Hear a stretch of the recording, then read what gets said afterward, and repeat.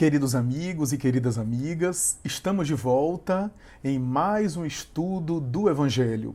Estudo esse que é o estudo de O Evangelho segundo o Espiritismo e que, nesse formato online, está sendo transmitido aí pelo canal Raciocínios Espíritas e pelo canal da Fraternidade Espírita Irmã Sheila, uma vez que esse estudo é promovido pela casa da Irmã Sheila, portanto, é um estudo em caráter presencial, mas que está ainda no modelo online, com expectativas, com perspectivas de se tornar futuramente um estudo híbrido, né? Voltar ao presencial sem perder o seu caráter online. Afinal de contas, muitas pessoas que conheceram esse estudo no período da pandemia do Covid-19 permanecem aí acompanhando os estudos em caráter virtual. Bom, no dia de hoje, estamos estudando o Evangelho segundo o Espiritismo no seu capítulo 1, no item número 1. Deixa eu só explicar para aqueles que chegam aqui pela primeira vez, estão pegando esse vídeo aqui de maneira aleatória. Nós, nesse estudo do Evangelho, estudamos o Evangelho segundo o Espiritismo de capa a capa. Isso é, do início dele, desde a sua introdução até a sua conclusão nas palavras finais de Allan Kardec. E quando nós encerramos o estudo, voltamos ao início e recomeçamos a jornada, né? Recomeçamos aí o programa para novamente revisitar os temas que foram tratados, voltar a explorá-los, voltar a refletir sobre cada tema que é abordado, cada tema que é apresentado nessa obra magistral que é o Evangelho segundo o Espiritismo. Não obstante, durante o estudo, nós temos também momentos, né, reuniões específicas nas quais nós tratamos de temas e de trechos, de passagens do Novo Testamento que não se encontram aí no Evangelho segundo o Espiritismo de Allan Kardec, mas se encontram no Evangelho de Jesus, né? A gente sabe que o Evangelho segundo o Espiritismo, Kardec recortou, retirou as passagens mais famosas, aquelas cujo cunho moral é claro, aquelas que tinham uma característica específica para abordar determinados temas, mas é claro que ele não tirou tudo, não colocou todo o Novo Testamento, até porque há passagens cujo tema é o mesmo, que se repete o mesmo tema. Mas, como esse estudo é um estudo de aprofundamento da compreensão do Evangelho, é natural que a gente também explore outras passagens que não foram contempladas por Allan Kardec na obra O Evangelho segundo o Espiritismo, apesar de ter o Evangelho segundo o Espiritismo como a linha dorsal, como a espinha dorsal, como uma referência. O Evangelho segundo o Espiritismo e esses temas abordados por Kardec serão sempre a nossa espinha dorsal, será sempre a nossa referência. A gente vai estar sempre, de alguma forma, orbitando em torno dessa referência, dessa linha didática, desse raciocínio pedagógico, dessa cronologia em torno dos temas. Isso não significa que a gente não possa explorar parábolas, frases, discurso de Jesus, ensinamentos do Cristo, que não se encontram ali, não foram colocados, não foram retirados e colocados por Allan Kardec, mas que fazem conexão, que fazem diálogo com os temas estudados por Allan Kardec, sem dúvida. Bem, no dia de hoje, iremos aí estudar, começar a estudar novamente, retomando novamente, a gente já concluiu nas últimas semanas a introdução de O Evangelho segundo o Espiritismo com o tema de Sócrates e Platão, precursores da ideia cristã, das ideias cristãs e do Espiritismo, e logo depois, portanto, a página seguinte, o tema seguinte é o capítulo 1 de O Evangelho segundo o Espiritismo. Cada capítulo do Evangelho segundo o Espiritismo tem um tema central, que é o título do capítulo. E em cima desse tema tem, às vezes, tópicos que serão desenvolvidos por Allan Kardec, que são subordinados ao tema central, mas que são subtópicos, são aspectos específicos, são desdobramentos do tema central, mas que está dentro daquele tema maior, que é o título do capítulo. Bem, capítulo 1 é chamado Não Vim Destruir a Lei. Esse, portanto, é o título do capítulo, portanto, é o tema central do capítulo, e nós iremos hoje explorar, estudar apenas o item 1, que é o quê? é a passagem do Novo Testamento que Kardec retirou do Evangelho de Jesus e que serve de base para o tema central. Quase todo o capítulo do Evangelho segundo o Espiritismo tem um título que é o tema central, e esse título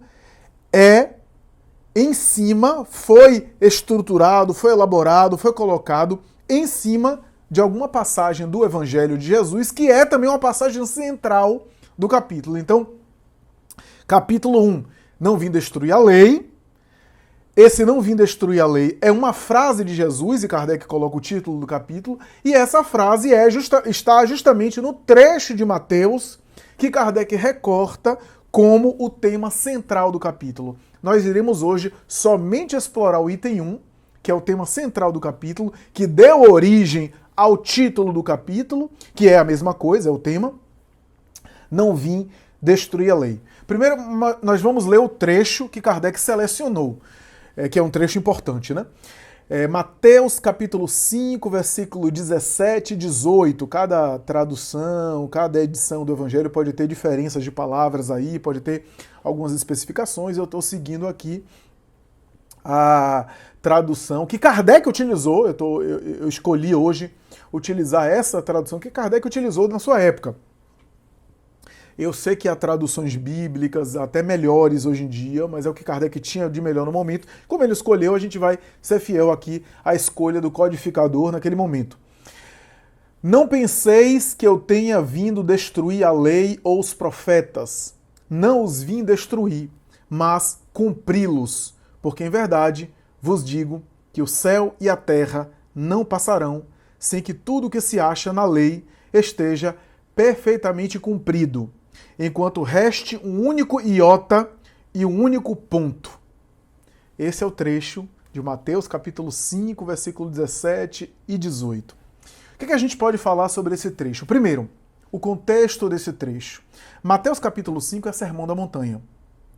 Portanto, esse trecho faz parte do Sermão do Monte, que em Mateus está no capítulo 5, no capítulo 6 e no capítulo 7 do seu Evangelho. Em Lucas está diluído, em quase todo o texto de Lucas, tem falas do Sermão da Montanha que aparecem esparsas, né, no Evangelho de Lucas. Mas no Evangelho de Mateus, que é um evangelho mais temático, um evangelho que é organizado por temas, o Sermão do Monte basicamente é capítulo 5, 6 e 7. Né, com as bem-aventuranças e outros discursos. O Sermão do Monte a gente sabe que é o discurso, digamos assim, mais especial de Jesus. Se existe um discurso onde ele, de alguma forma, colocou as coisas de maneira aprofundada, condensou toda a sua proposta de maneira resumida em uma mensagem que era direta, que não tinha parábola, não tinha figura, era uma mensagem direta, uma mensagem difícil de ser absorvida pela mentalidade da época, difícil de ser totalmente compreendida, é o Sermão do Monte. O Sermão do Monte foi chamado de a substância de toda a espiritualidade, ou de todas as religiões. O Sermão do Monte, portanto, tem várias passagens, vários ensinamentos, e tem esse: não penseis que eu tenha vindo destruir a lei ou os profetas. Não os vim destruir, mas cumpri-los, porque em verdade vos digo que o céu e a terra não passarão sem que tudo que se acha na lei esteja perfeitamente cumprido, enquanto reste um único iota e um único ponto. Primeira coisa que a gente observa desse texto é que Jesus está fazendo uma alusão à legislação da época, à legislação do povo hebreu. Lei, Torá, a expressão Torá significa lei, são 5 livros de Moisés, o Pentateuco mosaico. E os profetas são os livros seguintes. Tá? Então o Velho Testamento é constituído na lei e nos profetas. A lei e os profetas são a legislação do povo hebreu. Tá? Então a gente pode dizer que a lei é o Torá, os 5 livros, o Pentateuco de Moisés, ou a lei e os profetas, que são os 5 livros mais os livros seguintes. Às vezes a gente pode dizer a lei apenas está aludindo a todo o Velho Testamento. Pode ser também. Na época de Jesus, a legislação do povo hebreu era também o seu código moral religioso, era também os seus princípios espirituais religiosos. Era uma coisa só. Não havia judiciário de um lado e, sei lá, religioso do outro. Né? Não. Não havia essa separação do mundo laico e do mundo religioso, não. A legislação do povo hebreu era o código penal, o código civil, o ordenamento jurídico da sua época e, ao mesmo tempo, os ensinamentos religiosos. Era uma coisa só. Então, a legislação do povo hebreu estava nos textos religiosos sagrados do povo hebreu. Era uma coisa só, era a lei. Então, era civil e religiosa ao mesmo tempo. Razão pela qual os chamados doutores da lei, que eram tanto escribas como fariseus, a gente já examinou aqui, né? Fariseus e escribas, por exemplo, eram doutores da lei, sumo sacerdote, as elites e as classes que tinham práticas no templo, nas sinagogas. Não eram chamados doutores da lei porque eram oficiais de justiça, eram, portanto, operadores do direito na época, eram representantes do ordenamento jurídico, à semelhança de um promotor, de um advogado, de um defensor, de um juiz, de um desembargador, de um ministro, representantes da lei, do ordenamento jurídico, que eram ao mesmo tempo sacerdotes do templo. Era uma coisa só. Eram oficiais da justiça e sacerdotes do templo, era uma coisa só. Então, quando Jesus fala sobre não penses que eu vim destruir a lei e os profetas, não vim destruir, mas cumpri-los.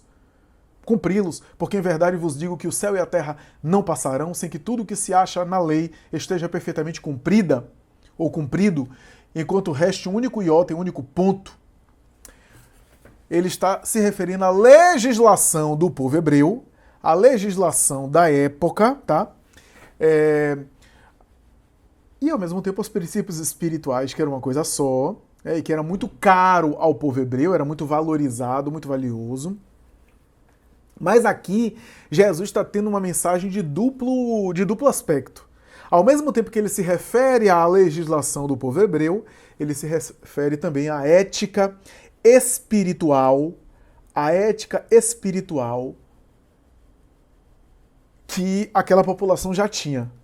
Os princípios espirituais e, portanto, eternos, atemporais daquela cultura, daquela população, daquela mentalidade, daquele povo. Então, os princípios espirituais e, ao mesmo tempo, o código civil daquela época. Ele está aludindo às duas coisas ao mesmo tempo. Por quê?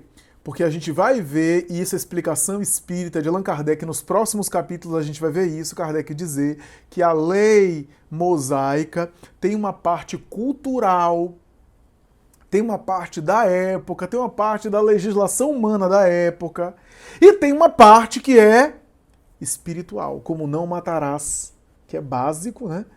O respeito pela vida, daí os crimes contra a vida, homicídio, latrocínio, etc., os crimes contra a vida que atentam aos códigos legais. Então, é um princípio atemporal, é um princípio eterno, é uma verdade espiritual. Então, Kardec vai discutir isso mais tarde, nesse capítulo, que a lei mosaica tem uma parte que é cultural, que é do povo, da cultura da época, da mentalidade da época, a legislação daquele povo, e, ao mesmo tempo, no mesmo conjunto de regras e de leis, princípios espirituais para todos os tempos. Quando Jesus se refere à lei, é claro que Jesus sabia disso. E é claro que ao se referir à lei, ele estava também falando disso. Claro que os seus interlocutores recebiam e compreendiam de acordo com o seu grau de entendimento da lei. A lei hebraica era feita de 613 mandamentos. 613 é a legislação, tá lá, os códigos, todo lá, as questões enumeradas, as práticas, que são um conjunto de regras práticas que o indivíduo deveria executar, inclusive rituais religiosos no templo e assim por diante, lavar as mãos para comer, a forma de se dirigir ao próximo, né? Tem coisas da legislação do povo hebreu muito interessantes, por exemplo, o dono de uma terra, os cantos das plantações, os cantos da vegetação, está na lei dizendo que ele não deveria tirar, deveria deixar aqueles cantos ali para os pobres, para as pessoas pobres. Olha só, está na lei isso. Tinha coisas interessantes na lei. Deixar ali aquele canto daquela vegetação para que os pobres que não tenham condição de comprar comida, que não tenham recursos para se alimentar, pudessem se alimentar daquela horta, né, daquela alimentação. 613 mandamentos. De tudo. É proibido o hebreu raspar a cara, fazer a barba. É um mandamento.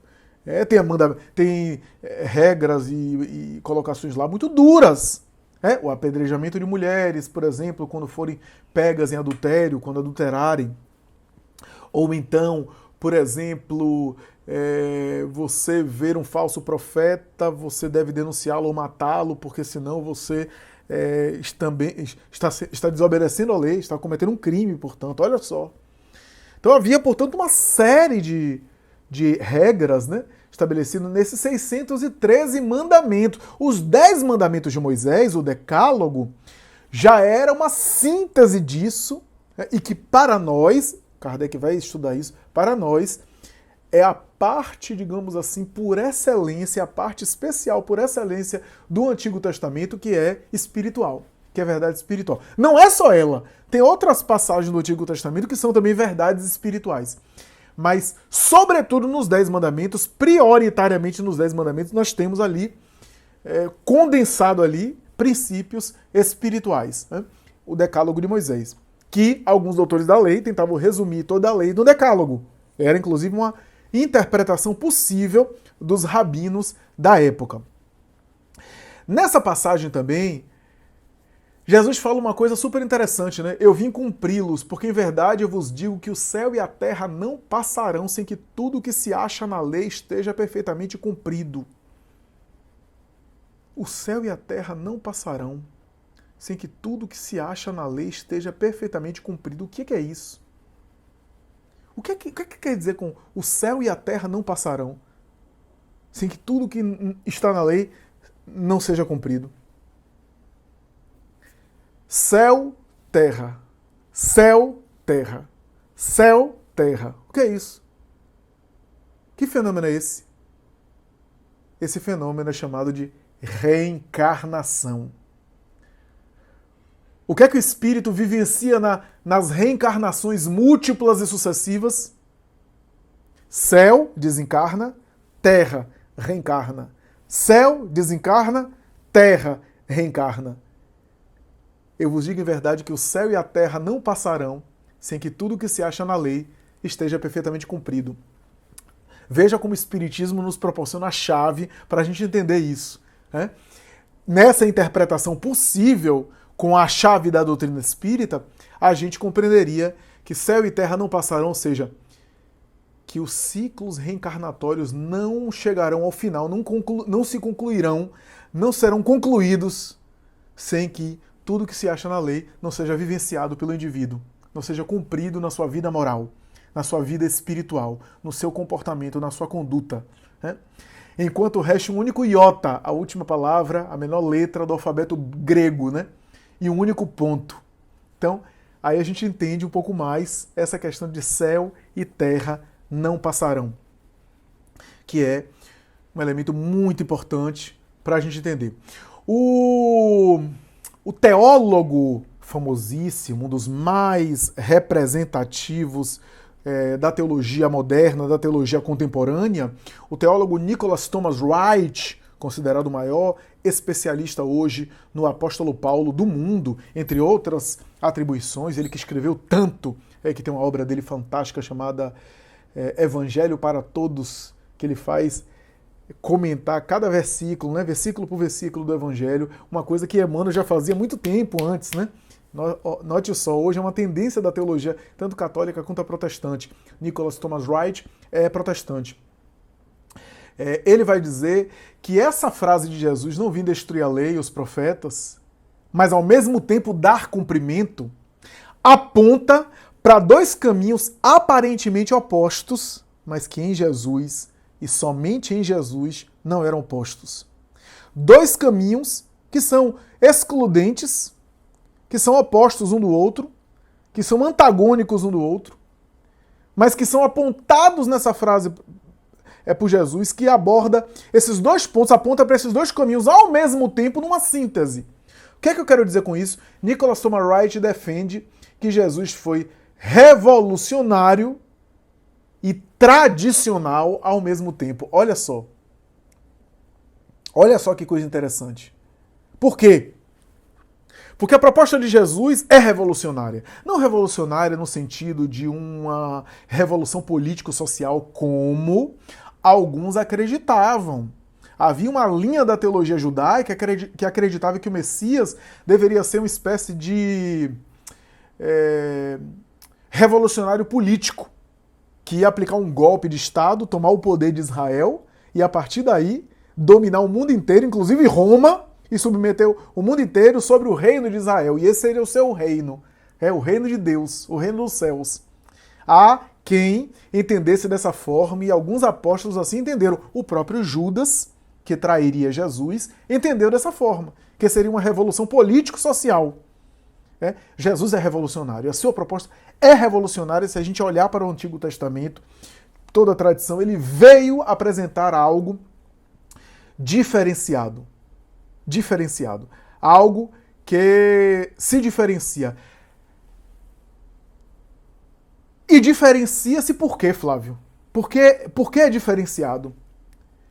A gente vai entender isso nessa proposta. Por outro lado, quando ele diz não penseis que vim destruir a lei, não penseis que vim destruir a lei, mas vim cumpri-la, não parece revolucionário. Parece dizer, não é revolucionário não, minha proposta não é diferente não, eu vou cumprir a lei. Nicholas Thomas Wright vai dizer, ao mesmo tempo é revolucionária, porque ninguém como ele se apresentou como tal e viveu a lei como ele, olha só. E ao mesmo tempo é tradicional. Por quê? Porque era isso que se esperava do Messias. Esperava-se do Messias justamente aquela característica. Então, a tradição esperava que o Messias fosse alguém especial e fosse revolucionário. Então, ao mesmo tempo que Jesus apresenta uma proposta revolucionária, ao mesmo tempo ele está cumprindo, olha o cumprir, cumprindo a tradição. Tradição essa que assim esperava um Messias que viesse a completar ou a complementar toda a tradição do Antigo Texto. Então, veja, ao mesmo tempo que é revolucionário, ao mesmo tempo ele está apontando para a tradição que esperava isso dele, que esperava isso do Messias. Mas não é só isso aqui, não. A coisa não para aqui, não, porque não penseis que eu tenha vindo destruir a lei ou os profetas. Então não venho fazer nada diferente da lei dos profetas? Não é revolução. Não os vim destruir. Então venho manter a lei. Se eu não venho destruir a lei, venho conservá-la. Venho preservar a lei, tradição. Mas venho cumpri-los. Isso que era revolucionário. A história de Israel é uma história rica de tentativas de cumprir a lei e de fracasso. Adão, Eva, fracasso. Arca de Noé, povo judeu, fracasso. Rei Davi, glória, fracasso do rei Davi. Salomão, glória, fracasso. Moisés, glória, matou um homem, errou, fracasso. Elias, glória, profeta, degolou gente, cortou a cabeça de gente, fracasso. Toda a história de Israel e dos profetas antigos é uma tentativa de cumprir a lei, feito de quedas e em alguns momentos de fracasso. Toda a história da tradição hebraica é uma tentativa do povo hebreu obedecer, seguir a lei e ao mesmo tempo fracassando.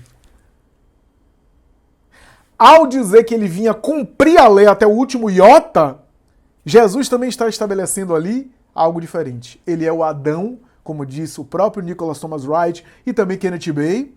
Ele é o Adão que não fracassou. Ele é o Adão, Adão significa homem, né? Ben Adão, né? Filho do homem, né? Ele é o Adão que não caiu, que não fraquejou. Ele é o Adão aperfeiçoado. Ele é o novo Adão. Aliás, a expressão que o próprio apóstolo Paulo se refere em alguns momentos a Jesus, né? Um novo Adão.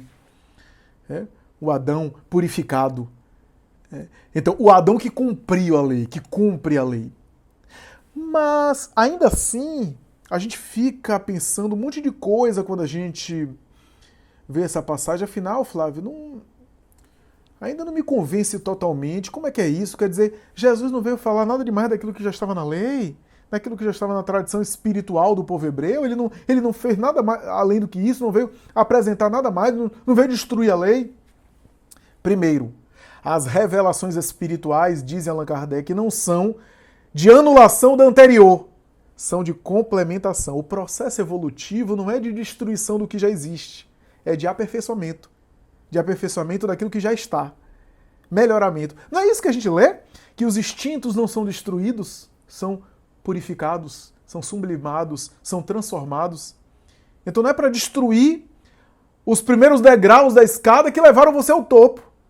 Os primeiros degraus foram importantes para que você chegasse até o clímax. Assim é no processo evolutivo. Então as revelações espirituais não são anuladas por novas revelações.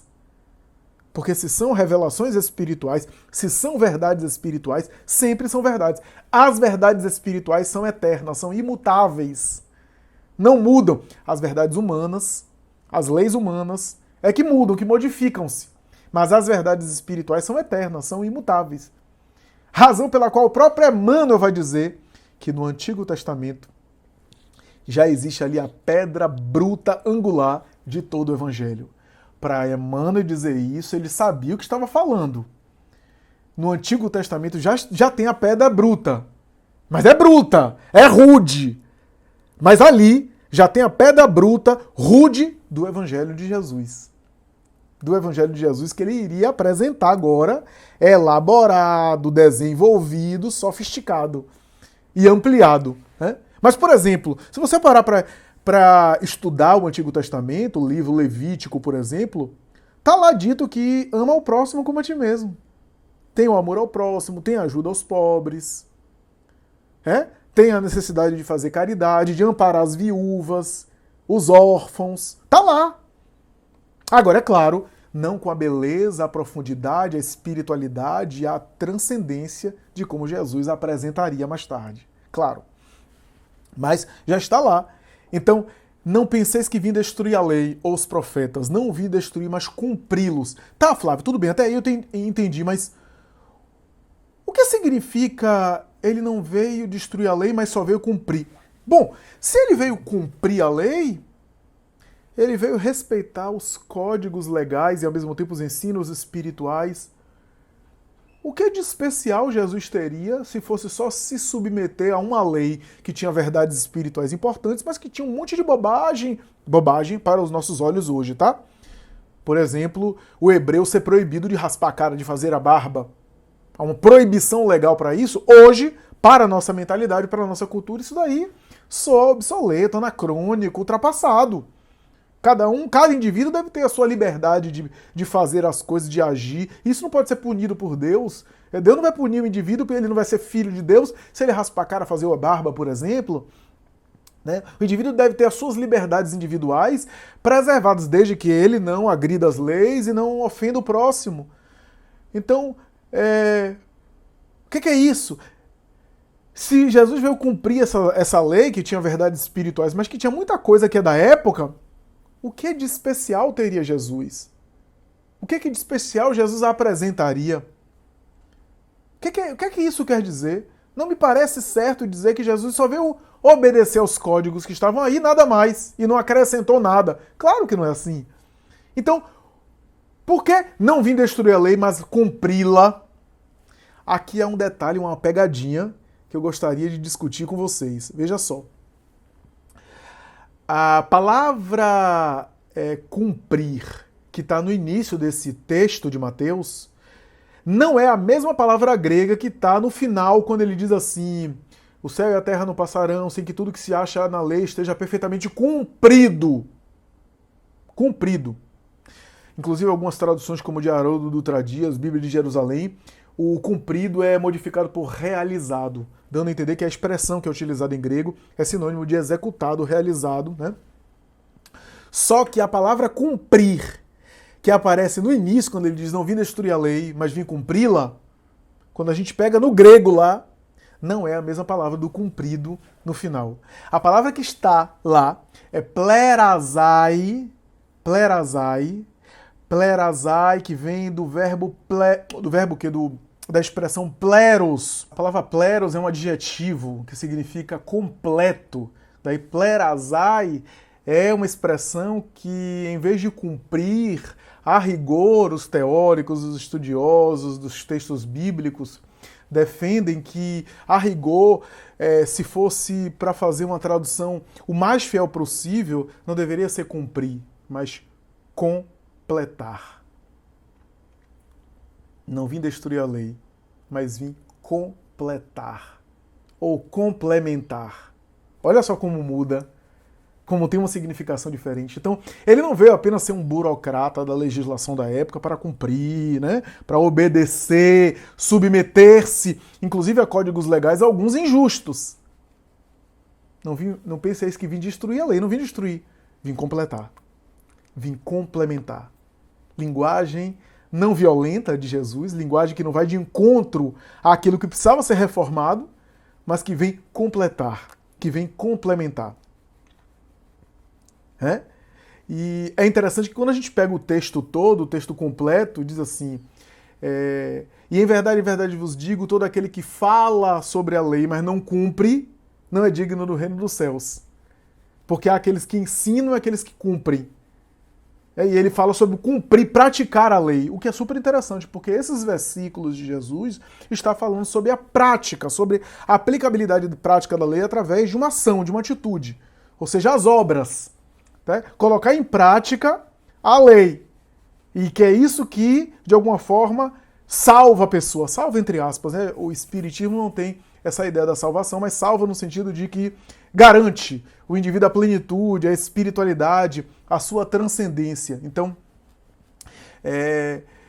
todo aquele que ensina, mas não cumpre, é o menor do reino dos céus, mas aquele que cumpre é o maior do reino dos céus. Ele fala alguma coisa assim no final desse capítulo, depois desses versículos. Então, isso é interessante, porque é cumprir no sentido de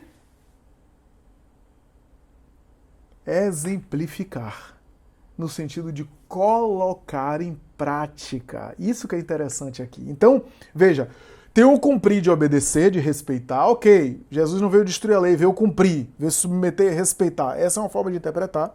Mas veja como as passagens de Jesus têm camadas de profundidade e camadas diferentes. A gente pode entender assim só? Pode. E o que é que ele veio fazer de revolucionário, Flávio? Cumprir. Cumprir integralmente a lei que os profetas antes dele não cumpriram. Todos, em algum momento, erraram, fraquejaram em alguma coisa da lei. Ele veio cumprir integralmente a lei. Essa é a primeira interpretação. Mas, como o verbo cumprir vem do plerasai, pleros, completo, o trecho, o discurso de Jesus faz alusão ao cumprir no sentido de completar ou complementar. Ou seja, Jesus não veio apenas cumprir a lei, reproduzi-la, tá? Divulgar a lei, apenas repetindo aquilo que já existia. Afinal de contas, se a missão de Jesus fosse apenas repetir aquilo que Moisés já falou, aquilo que outros profetas falaram, ele não teria nada de especial. Não teria nenhuma característica especial. Qual é o sentido de ele ser um Messias especial só reproduzindo, repetindo as mesmas coisas que outros profetas já falaram? Né? Então, ele veio complementar no discurso, no ensinamento, na orientação. Então ele veio cumprir, respeitar, obedecer a lei. Ele veio complementar ou completar, agregando, acrescentando elementos que faltavam à lei antiga, ou pelo menos tinham na lei antiga, mas precisavam ser desenvolvidos. Mas ele também veio cumprir, conforme a gente lê os versículos seguintes, ao 17, 18, 19, 20, quando fala sobre todo aquele que cumprir a lei, ensinar, e ensinar esse é o maior, mas aquele que ensinar e não cumprir é o menor no reino dos céus. Ele está falando de cumprir no sentido de quê? De exemplificar. Então não venham destruir a lei, venham cumprir. Cumprir em que sentido, Flávio? No sentido de obedecer, de respeitar a primeira interpretação, mas ao mesmo tempo no sentido de complementar, de completar aquilo que estava faltando, e por fim, no sentido de exemplificar. Eu vou ser a lei em pessoa. É isso que Jesus quis dizer. O Espiritismo vem explicar que a lei de Deus se manifesta em leis materiais e leis morais. As leis materiais regulam a vida do corpo, a vida física, e as leis morais regulam a vida da alma. Umas leis são da alçada da ciência, a ciência material, a ciência física, a ciência biológica. E outro são da alçada da religião e da espiritualidade. São da alçada do espiritual e das tradições religiosas.